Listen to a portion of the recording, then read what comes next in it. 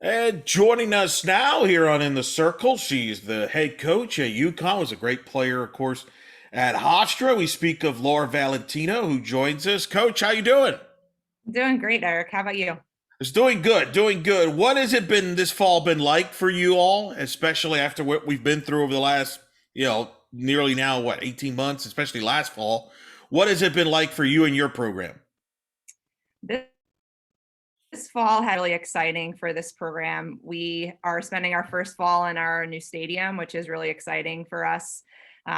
We have an actual first fall together. Our first year, I feel like, was a whirlwind as a staff. I mean, I'm sure any head coach first fall is you feel like you're running around with your head cut off a little bit, but and then last fall we were practicing sanitizing balls in between every throw and whatnot. So it's been nice to be back to some normalcy and bring the team together. That's been a huge plus for this program because we really value that connection and that care piece of having the girls bond and grow and struggle and work hard together to help us prepare for the upcoming season. Yeah, for those who may not be aware, your first season was abruptly ended in 2020. Obviously, you were having a great season. I remember your RPI was very good. You were having a great win-loss record. You were kind of one of the stories of the 2020 college softball season.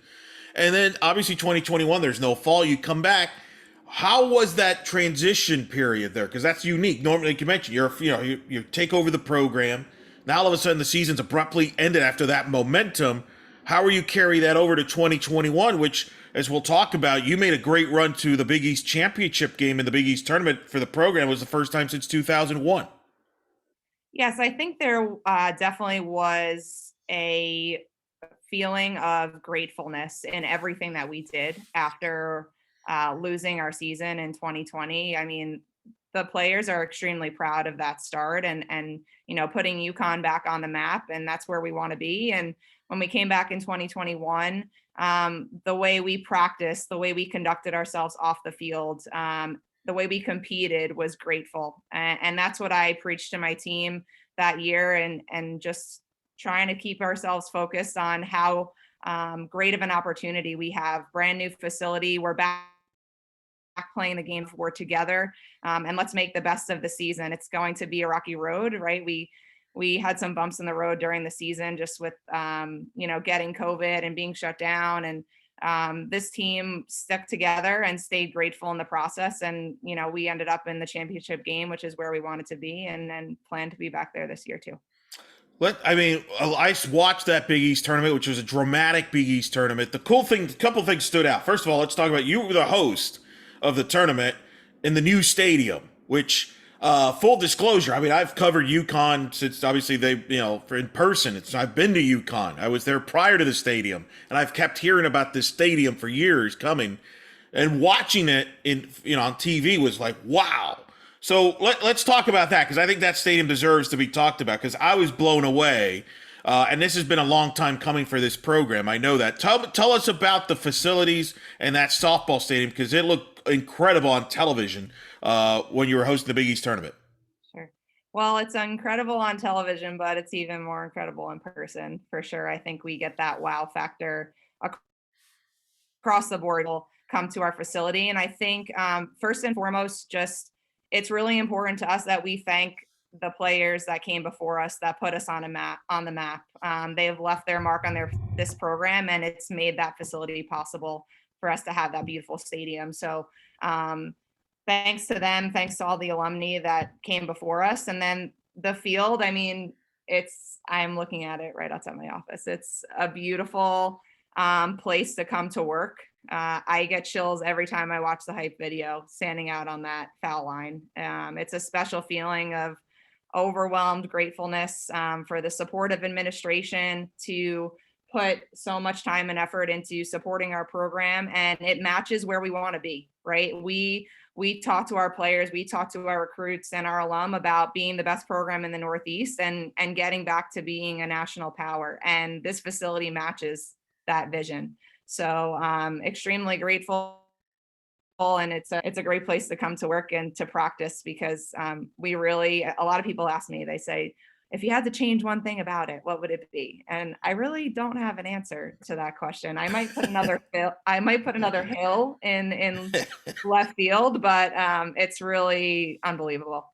Listen, I'm envious. I wish that was there when I went broadcasted there up there a few years back, where that was not available. But how big was that in your decision to come to UConn? Because you had a great situation going where you were before that as an assistant at Duke, so you obviously had some choices as far as I'm sure at coaching jobs. Well, how big was the facilities as far as your decision coming to UConn? It absolutely was part of it. Honestly, I really made my decision based off of feeling like UConn valued softball and supported where I wanted to take this program. And I love the Northeast. That UConn was so appealing to me. I think there's something special about players from the Northeast playing with a chip on their shoulder. And UConn's a great place. I mean, the history of the program. And obviously, this wasn't here when I interviewed. We drove past the same field that the 1993 team went to the World Series on. So it was really about the people. That's why I came here. I felt like David Benedict was a great leader, and he's put UConn on the map and continued to grow athletics here. And I'm surrounded by excellence. I mean, you look at Geno. I've had the privilege to build a special relationship with him, and Jim Penders, who's down the hall now from me. He's been a great mentor for me. So I really appreciate the people here and how welcoming they've been and how inspiring and great mentors they've been to me as a coach. So when they added the bonus of saying, we're going to build you a brand new stadium, I was like, oh my gosh, this to be able to be in this position, and what a great opportunity. You mentioned, and I'm glad you brought it up. Obviously, from the outside, when people think of UConn, they think of the women's basketball program and Geno Auriemma, obviously, rightfully so.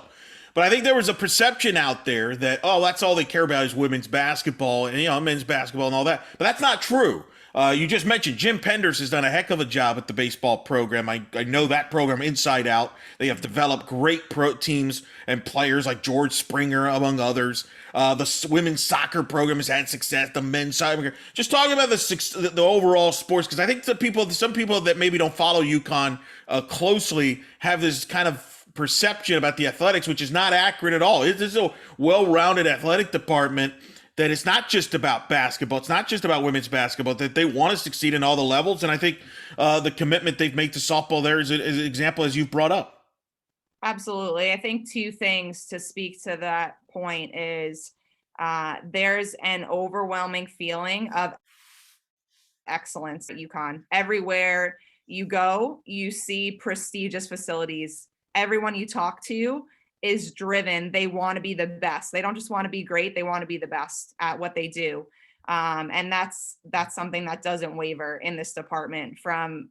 I share a suite with Mags from women's soccer and walk down the hall to Ray Reed and Jim Penders. And they want to be champions in all facets of sport, life, and that's what they preach with their players. So I love that atmosphere here. The other thing too that's amazing about UConn is there's such a sense of pride in what it means to wear UConn across your chest. We have a unique thing, right? In Connecticut, there's not pro sports, or not a major pro team that people follow. So you walk into a store with UConn across your chest and people want to talk to you. They have this sense of love and pride and care for this university and what it's done for this state. So that's been really neat, and it's brought a lot of support to men's and women's programs across the board. So I love it here. And, Geno, he makes me want to be great, to know that he is absolutely constantly reflecting on being a better coach for his players, makes me want to push and keep driving and be the best. So I'm super thankful for all of the other head coaches here in this department. What was it like when you first met Geno? What's he like? Because obviously he's a great personality. I've covered him. I've been in his press conferences. It's a show sometimes, but super smart. What's it like? When you met him, and what's it been like since? It was really special meeting Geno. I think what's special about someone like him is being the best. He is the best coach in women's basketball. And he is very authentic. Obviously, I don't have to tell you that. But that's what makes him great. He's super passionate and he cares about people. He cares about growing his players and the people around him and investing in making people great. And he's done that with me. That's what I appreciate so much about him. He's, the first person to say, come to my office and let's grab lunch, come watch practice. Let's talk about what you're doing with recruiting, your team. What are we doing? And that just shows his investment in his profession. And this is a people profession, right? We're in this game to teach our kids life lessons in sport and in life. And he absolutely does that with his kids. He's relentless in the way that he coaches. It's really neat to watch his practices and the competitive atmosphere that he creates with his kids.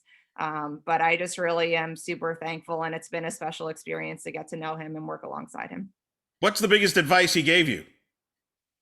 To never stop learning. I mean, just to hear somebody that great say that he wants to reflect and be better than last year. It's like, it's so neat to just be in the presence of somebody that says it's not good enough when you're the best. And not that I don't live that way, but to be in a presence of somebody that says that just speaks volumes about who he is as a person. And he always pushes the envelope with his players. I think that he does a great job of connecting with them and building that foundation. And then he knows how to push them to, you have to push players to, they have to feel that little bit of struggle, right? He's going to push their buttons and really test them. And that prepares them for those national championship games. And I love that about him. He pushes his players to the limit. They want to go out there and absolutely compete the best that they can because they're prepared in their practice setting with him. So those are a couple of things that I've observed and taken away from him. That's pretty good. Let's go back to last season. Sure. You make the run to the Big East championship game before losing, obviously, to Villanova and Paige Rowd and a great team there with Coach Orchard and company. But still, to get to the championship game, I mentioned it's the first time the program has been to a conference championship game since 2001. Take me through the steps of, having these players and showing them what it takes to win, how to win. Because a lot of these players haven't won, until you arrived. And that's been part of the process. And yet I know you want them to take the next step, but take me through that process on learning to win it and how big of a step was it just to get to that Big East championship, to get that close and have a taste of that success? Sure. All the respect to Bridget and her program. I was excited to come into this conference, and just being a player at Hofstra, we constantly went at it at Fordham with her. And so, we talk all the time about raising the bar of this conference and competing at a national level. Excited to compete against her. But in terms of our program, I think two things really turned things around for us in the year of 2021 and getting to that championship game. One being really believing that we can win. I'll never forget in 2020, we went down to Florida and we went 5-0 on the weekend. And the players came up to us as coaches, and you could just see the extreme excitement and pride in their eyes of, oh my gosh, coach, we can win. And it was just so neat for me to see that happiness on their face. They found that love and belief in themselves that they could do this. So that was step one, and really instilling standards and confidence in our players from the get-go. And then I think we've done a really great job. The players have done a great job of buying into a commitment of excellence. Commitment is a huge part of our program and our culture and building our championship culture here. It's one of our core values. And they've really sacrificed and committed to those standards and what it's taking to be great. So I'm excited to see that pay off this year for them and continue to see them work hard and commit at the highest level to take us to where we want to go. And now you bring back a lot of that of the team, a good nucleus, to having that Mhm. success. Talk about the players coming back. We'll start offensively because really you had a good season offensively, especially certain individuals, including your freshman of the year. You got from Geno Sandin, who had an amazing year. But just talk about your offense overall and some of the leaders there. Sure. So offensively, we love to be situationally clutch, and we love to put pressure on the defense. It's part of our strategy. We're going to do great things when runners are in scoring position, and that's how we train. Christine Overton does a great job with our offense and coaching them. And, we play a little bit of short game when we need to, and we run really well. We really pride ourselves on that, and our kids do too. They get really excited about the little things when it comes to performing as an offense. I think specifically players that we're excited about this year, returners are, obviously Olivia Sappington's coming back from injury. She's going to be a force to be reckoned with in our offense. A little bit of power there. Brie Marcelino, Jonna Sandin, Reese Guevara, all those players are going to be excited to be back here in their fifth year with the program, and excited to see them compete for a Big East championship, the first of their career. And I know they're really driven to get after that. Obviously Asia James is somebody that's going to, I think she's going to have an outstanding senior year. She's definitely working extremely hard at her game, so I'm excited to see her at the top of our lineup. And then we have a couple of other people looking to step up here. We obviously have a freshman class, two freshmen, an infielder Rosie Garcia and an outfielder Lexi, who we expect to be a force in that offense as well. And two pitchers round out the freshman class. So really excited to bring back a lot of players from last year, and see how they're going to continue to advance their game to help us get where we want to go. That is so huge too to have that experience coming back. Like Marcelino, I feel like she's been there 8 years, but she's been tremendous. 327 homers on the year, 23 RBIs. Reese Guevara, you mentioned first team all conference, 346, 3 homers, 19 RBIs, and then Geno, I mentioned freshman of the year, 336, 8 homers, 31 RBIs. What is the ceiling for her? Because she kind of came out of nowhere, maybe at least from the people of the outside, and just took off. As I mentioned, winning Big East Freshman of the Year, it just was electric from day one. Mhm.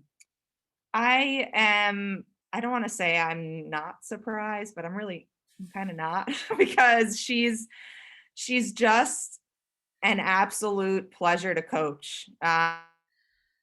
She's coachable in what she does. She takes risks in feeling uncomfortable with what we're asking her to do, and the sky's the limit for her.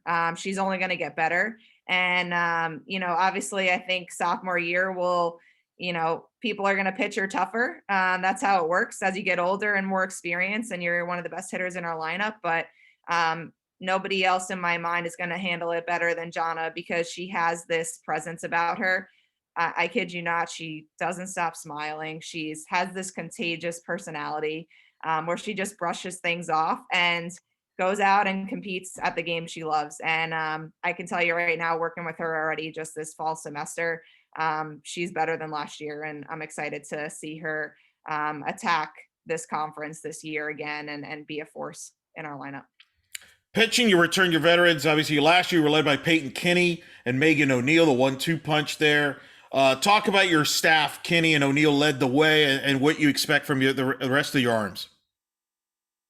Sure. I think that from the arms this year, they are going to bring extreme presence and competitiveness to the mound. I think that our new pitching coach, Kyle Brady, he has this mantra that they've really latched onto, which is to let it eat. And that's the mindset they're going to take when they go out on the mound is, I'm going to get after you. And there's nothing I can do. Sorry, my lights went off.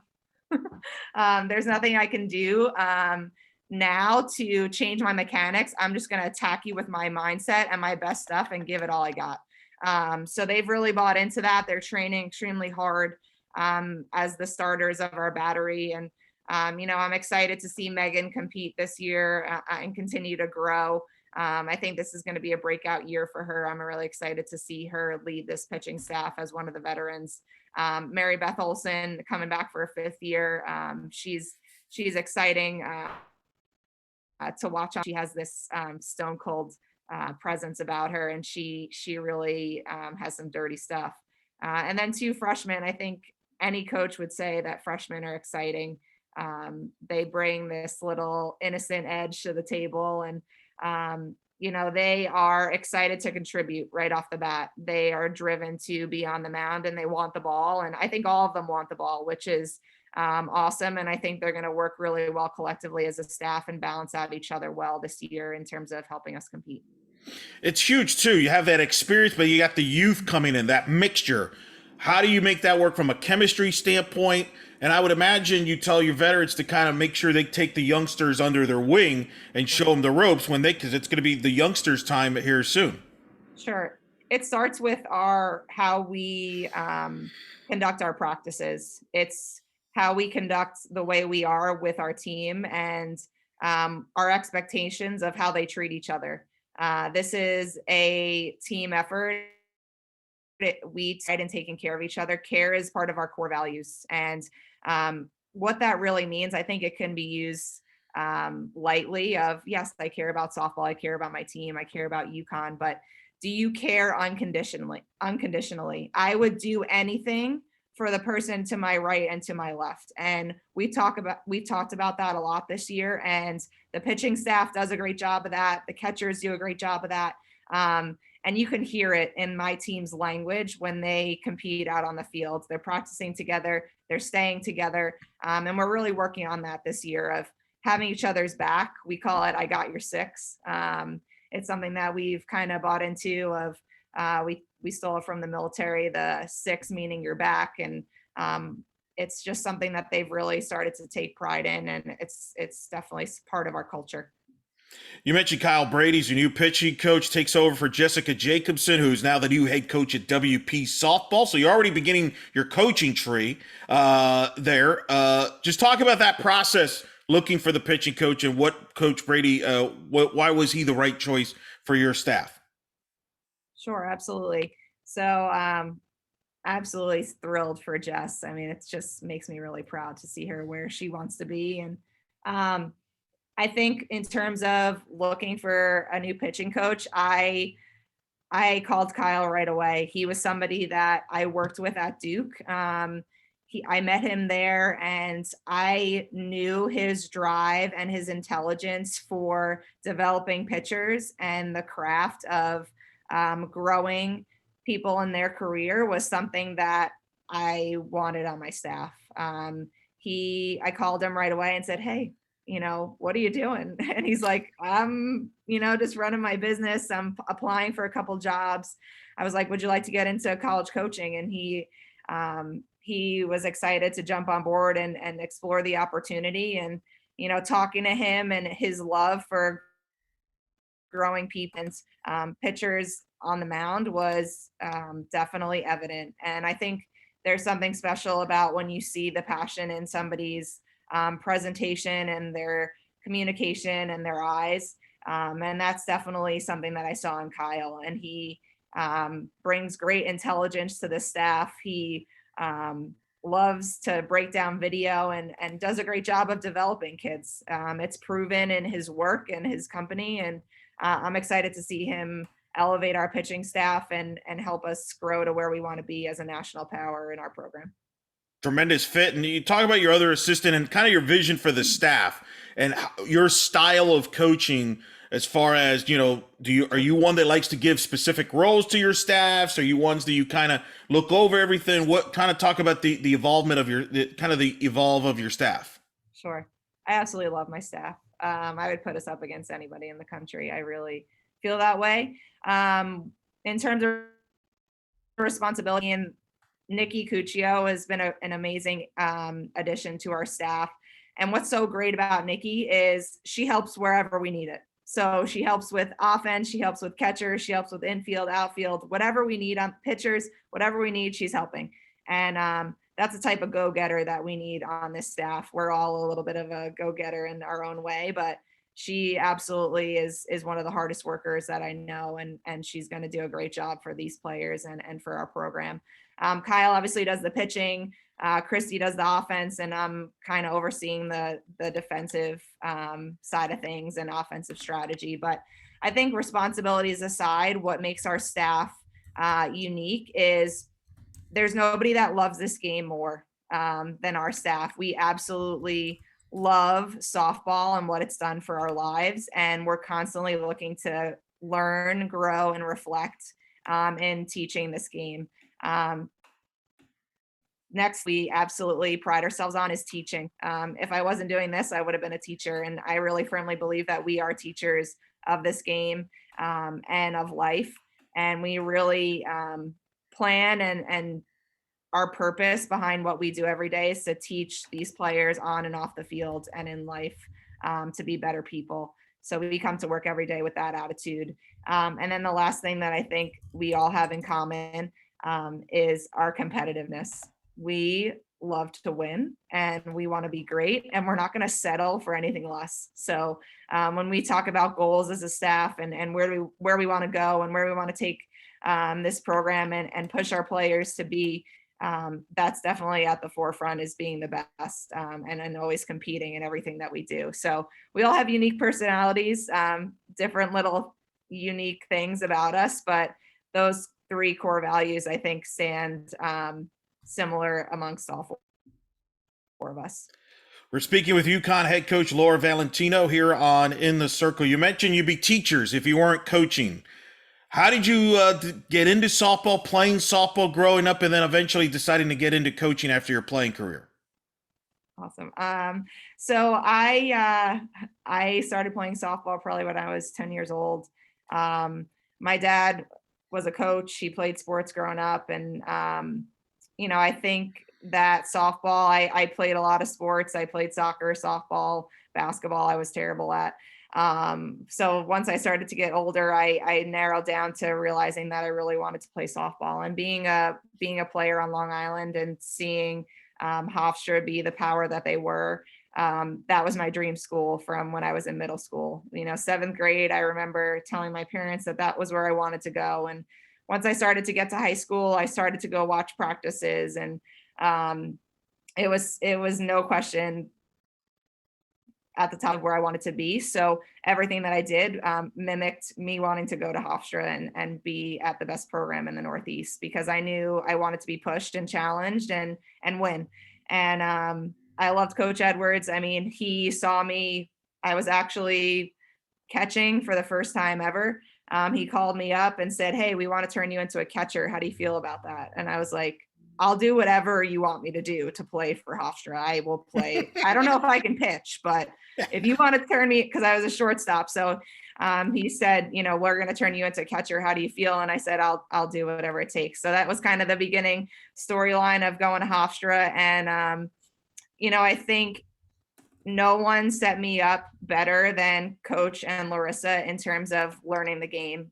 They taught me how to be a great teacher of this game. The X's and the O's, and they're absolutely brilliant in the way that they work and they teach and they impact their players from a softball standpoint. So I absolutely owe a lot of where I am today because of them. And Ryan, my catching coach, was absolutely outstanding.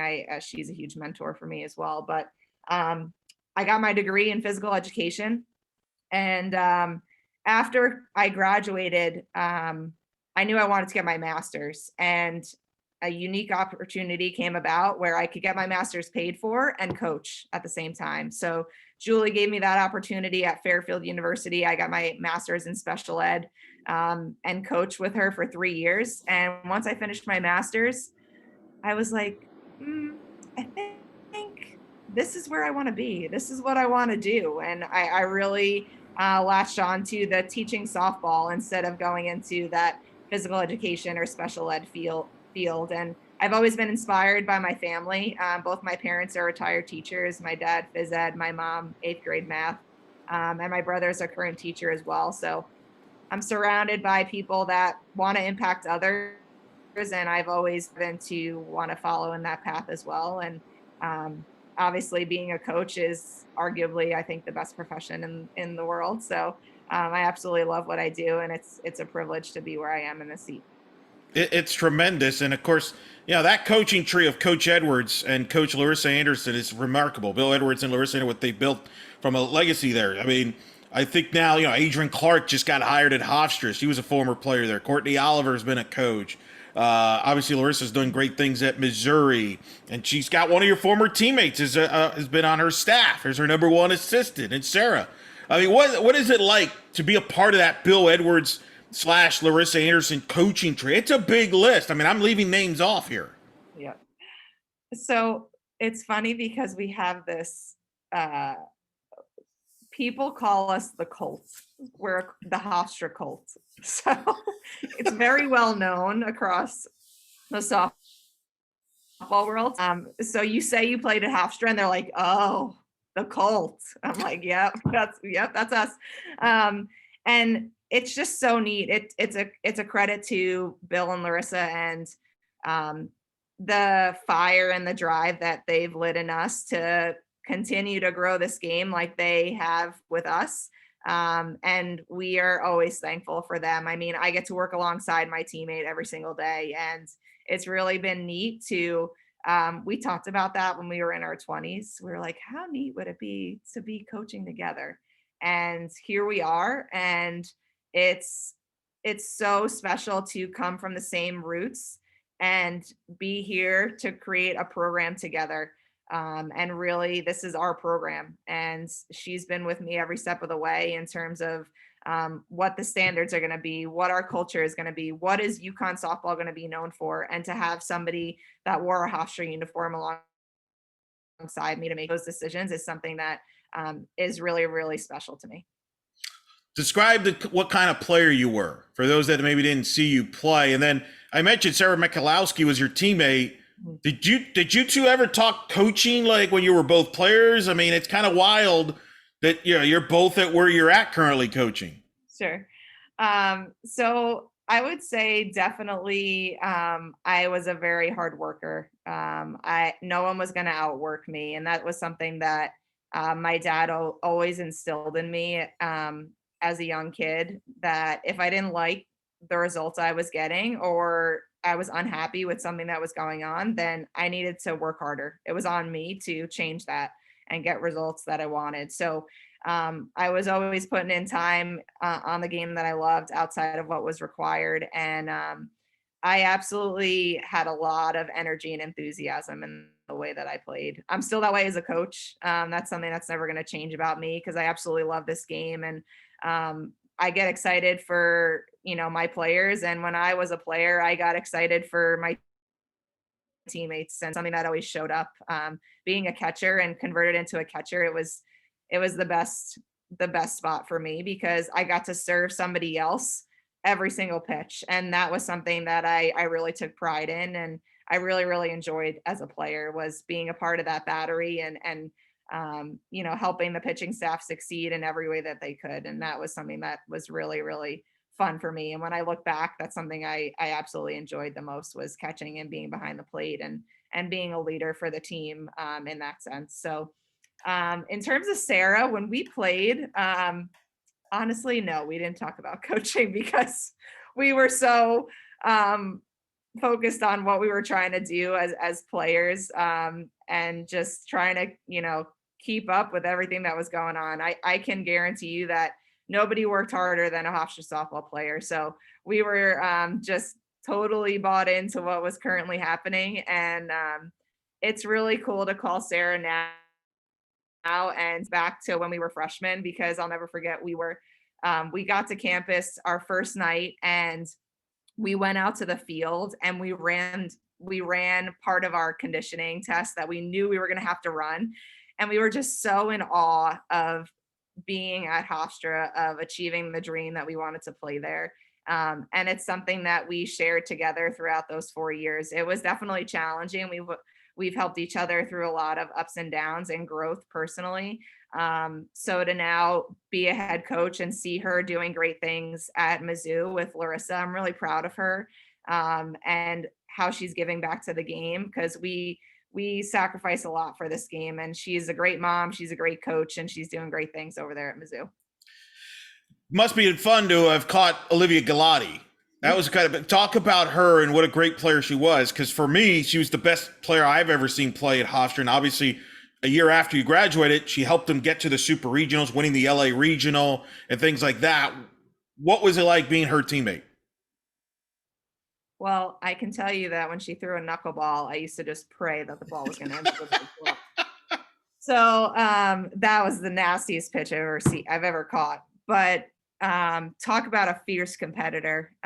She was so much fun to catch. I mean, talk about somebody that could really make people look silly. I mean, I really had to hold it together back there because I would look over at Larissa, she would call the sign, and I would literally think in my head, you have no shot. You have no shot.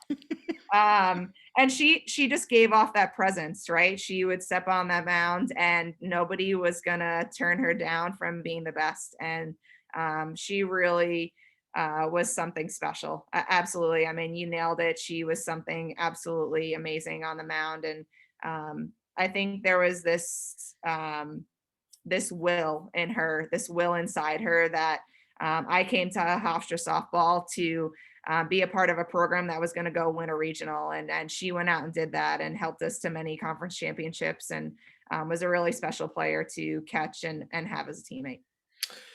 You're back to your coaching career. You go to Charlotte and Duke. You helped build the Duke program with Coach Young. What was that like in that journey going towards the state of North Carolina after really spending most of your time in the Northeast? Yeah. So again, I'll never forget this phone call. I was applying for jobs after Fairfield, a couple of Northeast schools, and Charlotte was in the mix. And my dad said to me, he goes, "Are you sure you want to go to North Carolina?" And I was like, I need to do this for my career. And I wouldn't have been at Duke and I wouldn't be here if I didn't take that chance on going to North Carolina. I've been in the Northeast my whole life. I obviously went to school there. So it was a great opportunity for me to expand my coaching tree. And, being in Conference USA, a big state school, it was a great stepping stone for me. And that's how I met Marissa at Duke. I was working a camp at Charlotte. I met Marissa. She saw the passion in me. And then I saw that Duke was starting a program and oh my gosh, talk about an assistant coach's dream to be a part of building a program at a place like Duke. So when she reached out to me, I was absolutely so excited. And I can't tell you how an experience it was to build something from the ground up. You take for granted tradition and experience, and it was something that we had to create. And there was something really neat about that process with that team and those kids. And all my kids that I've coached are really special to me. I love my kids. I treat them like they're my own, but those kids and what they put in to build a program from the ground up was extremely special to be a part of. And I'm so excited to see Marissa continue to do great things there. There's nobody better to lead that program. And I'm so proud to have been a part of building that culture from the ground up. I was going to say, this past NCAA tournament had to be so unique for you to watch Duke, for example, be a national seed, make the tournament for the first time. That had to be special for you there, having helped build that program. Seeing Larissa get within a win of the Women's College World Series at Missouri against, ironically, JMU, your rival for so long. And then James Madison breaks through and makes the World Series. What was it like to see all that kind of play out in the NCAA tournament where you've kind of, a lot of those personalities, you've been involved in that? Yeah. I think it's just a feeling of how lucky I am to have been surrounded by great people in my life. And I wouldn't be here if it wasn't for those people. And it was neat to see Marissa do her thing and bring the program to where she wants to be. And I was just proud of her. And I'm proud of Larissa and what she did with Mizzou. And I know she wants to win the College World Series, and there's no doubt in my mind that she's going to get there. And to know that they had a part in creating the coach I am today is I really just feel feel lucky to be a part of that. It's been an awesome opportunity for me to have amazing mentors in my life. And, I can call Marissa anytime. We talk quite often. And Larissa is somebody that I always connect with at the convention. And we catch up, and I always try to pick her brain on how I can be a better coach, because she's somebody that I can always learn from. That's Just incredible. have an overwhelmed feeling of lucky. Yep, yep. That's incredible. That's incredible. That's just a wild stuff. That's awesome. That's an amazing story. I just realized, by the way, you're a magnet for iconic college basketball coaches. We've talked about you and Geno on the same campus. You were on the same campus with Mike Krzyzewski. You're one of the few people, I don't know how many people can say this, that you worked on campus, in the same campus as arguably the greatest men's basketball coach and the greatest women's basketball coach of all time. You can say that.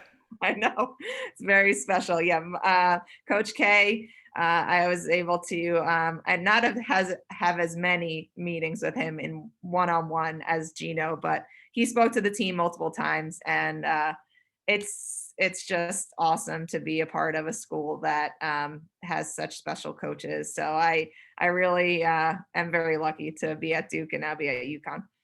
That's amazing. Like, I don't know. You might be the only person in the world that can say that. Yeah, yeah. I mean, that's like something you can share for the rest of your life with people, family, right? Yeah, absolutely. I used to go to the games, and I mean, obviously I watched the game, but I watched Coach K and I watched Geno. I mean, I cannot stop watching what they do, how they talk to their kids, how they coach. It's awesome. I'm very, very lucky. Wow. I'm very envious of that. That's nuts.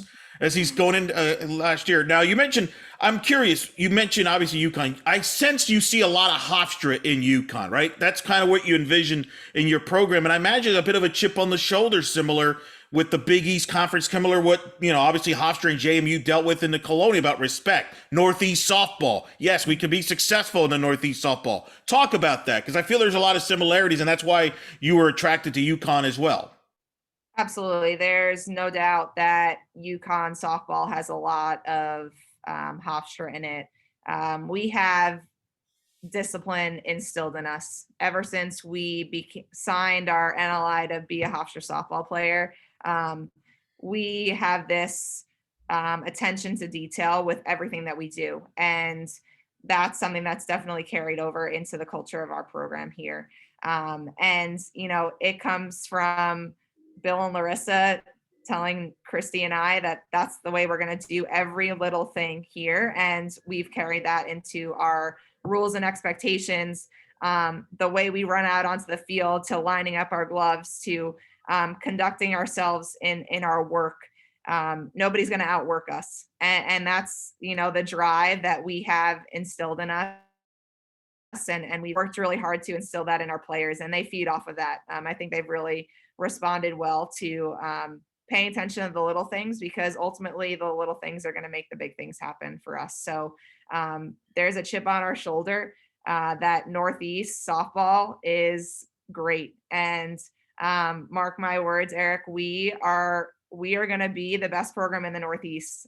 Sorry, Hofstra, we're taking over, but it's something that we talk about and we're excited to do, because you look out at this beautiful stadium and the support we have from our administration, and I have the utmost confidence in this coaching staff to grow this program and attract the best players in the Northeast, and continue to teach and love and care about our kids. And I'm excited to see where this program is going to go.